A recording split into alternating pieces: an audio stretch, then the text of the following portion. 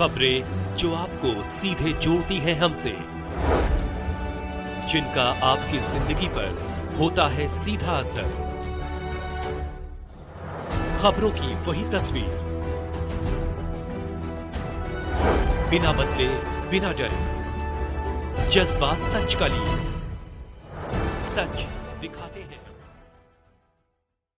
ECIL operation group सूरत city के सूरत में कोई ड्रग्स नहीं।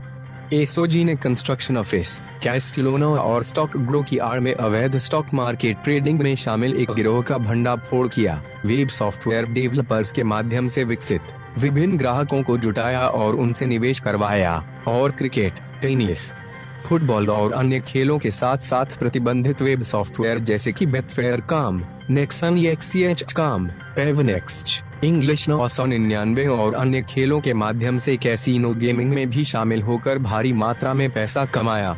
सूरत शहर क्षेत्र में शेयर बाजार, ट्रेडिंग और गेमिंग से संबंधित विभिन्न अवैध गतिविधियों को जल्द से जल्द पकड़ने और अधिक अपराधों का पता लगाने के लिए सूरत शहर के पुलिस आयुक्त श्री अनुपम सिंह गहलोत द्वारा दिए गए निर्देशों के अनुसार संयुक्त पुलिस आयुक्त श्री राधावेंद्र वत्स अपराध सूरत शहर और उप पुलिस आयुक्त श्री राजदीप सिंह नकुम, एसओजी सूरत शहर पुलिस निरीक्षक श्री ए सुनारा, एसओजी के प्रत्यक्ष मार्गदर्शन में सूरत शहर पुलिस के निर्देशों के अनुसार एसओजी पुलिस उप निरीक्षक RS भाटिया नाव अपनी पुलिस टीम के साथ सूरत शहर क्षेत्र में गश्त पर थे।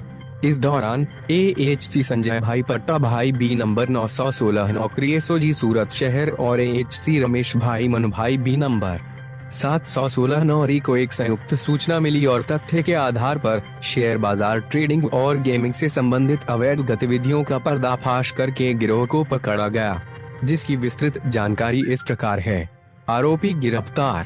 सूरत से महेंद्र सिंह परमार की रिपोर्ट। जी सर।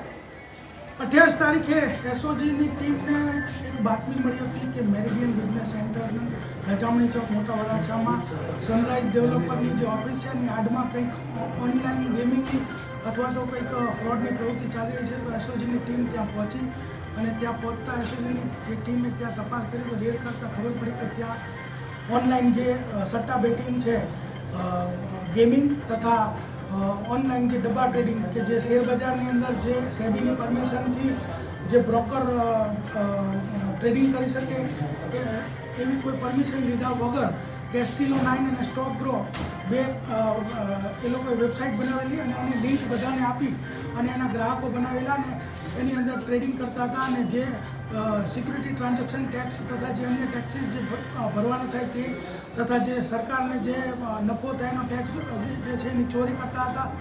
તો આ બધી જ જે રેડની અંદર ત્યાં બે પ્રકારની પ્રવૃત્તિ ચાલતી હતી। એક પ્રવૃત્તિ કે ઓનલાઈન જે સ્ટોક એક્સચેન્જ જે રીતે ટ્રેડિંગ કરે એવું એક ડબ્બા ટ્રેડિંગ ચાલતું હતું ને બીજું કે જે ગેમ ફૂટબોલ છે, ક્રિકેટ છે, ટેનિસ છે, જે લાઈવ ગેમ ચાલતી હોય એના સટ્ટા બેટિંગ પણ ચાલતા હતા। તો આ રેડની દરમિયાન ટોટલ ત્યાં જે મુદ્દામાલ મળ્યો છે એમાં 19 મોબાઈલ, 4 લેપટોપ, 10 લાખ રૂપિયા રોકડા, 31 પાસબુક, ડેબિટ કાર્ડ, પછી સૌથી મહત્વની વાત એક પેપર કટિંગ મશીન કે કાગળોનું ચૂરો થઈ જાય એટલે કોઈને ખબર જ ન પડે કે કાગળમાં શું લખ્યું હતું એ ટોટલ 17,30,000નો મુદ્દામાલ ત્યાં મળી આવ્યો હતો। જે આરોપી છે એમાં મુખ્ય આરોપી છે નંદલાલ ગોવરિયા અને વિશાલ ગેવરિયા। આ બંને મુખ્ય આરોપી છે। તે ઉપરાંત જે પૈસાની લેવડ દેવડ, આંગળીયામાં લેવડ દેવડ તથા ઓનલાઈન જે એકાઉન્ટ જે એના મેનેજ કરતા હતા એવા ભાવેશ, એમાં જયદીપ, ભાવિન, નવનીત અને સોહેલ 4 આરોપીઓ તથા બે આ જે બંને સોફ્ટવેર જે અલગ અલગ ડેવલપ કરતા હતા ભાવિન કિહલા અને બકુલ દસરિયા ટોટલ 8 આરોપીઓની ધરપકડ કરવામાં આવી છે। બોગસ ડોક્યુમેન્ટને લગતી 338 BNS તથા 318 તથા સિક્યુરિટી બોર્ડ એક્સચેન્જ સેબી એક્ટની પણ કલમો આમાં દાખલ કરવામાં આવેલી છે।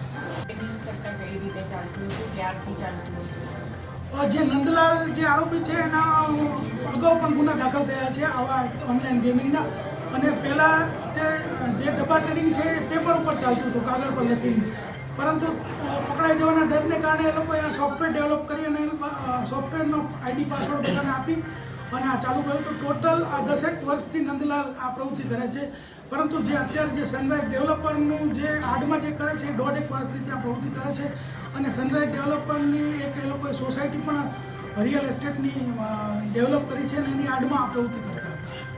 સર કેટલી આઈડી બનાવી, કેટલા રૂપિયાના ટ્રેડિંગ કરવામાં આવ્યા છે ઇલીગલ?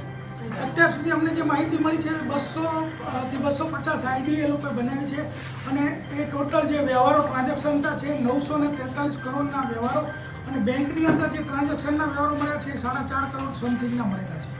કઈ રીતે ટ્રેડિંગ કરતા હતા? સુરતના લોકો છે કે બહારના? કઈ રીતે સંપર્ક કરતા હતા? સંપર્ક ઇન્સ્ટાગ્રામ અને સોશિયલ મીડિયાના માધ્યમથી એ લોકો જાહેરાત આપતા હતા અને ઊંચો નફો કમાવાની લાલચ આપતા હતા અને એ રીતે ગ્રાહકોને આકર્ષતા હતા. અને ખાસ કરીને એવું કહેવામાં આવે કે નોર્મલી જે આપણે શેર બજારમાં ટ્રેડિંગ કરતા હોઈએ કે શેર બજારમાં રોકાણ કરતા હોય તો તમે તમારા જે વ્હાઇટ ઇન્કમ છે કે જે તમારા બેંકના નાણાં છે એનીથી કરો છો તો તમામ ગવર્મેન્ટના અને રેગ્યુલેટરી એજન્સીના ધ્યાનમાં આવે છે એટલે તમારે પૂરતો ટેક્સ એમાં ભરવો પડે છે. જ્યારે આની અંદરના ટ્રેડિંગની અંદર બ્લેકના જે તમારા નાણાં છે એનાથી તમે ટ્રેડિંગ કરી શકો અને નફો અને નુકસાન એની અંદર કોઈ ટેક્સ પણ ન ભરવો પડે અને સરકારની એ રીતે ટેક્સની ઉપર જે સરકાર સાથે આ લોકો દ્રોહ કરી ગયા હતા. સર આ લોકો જે આઈડી બનાવવામાં આવે તો પોતાના ક્લાયન્ટ પાસે કઈ રીતે પૈસા લેતા હતા? કારણ કે બ્લેકની મની યુઝ કરવાની વાત હતી. આઈડી બનાવવામાં તો આઈડી તો આ લોકો ફ્રી ઓફ ચાર્જ બનાવી દેતા હતા એટલે જે ગ્રાહકો એના તરફ આકર્ષતા હતા.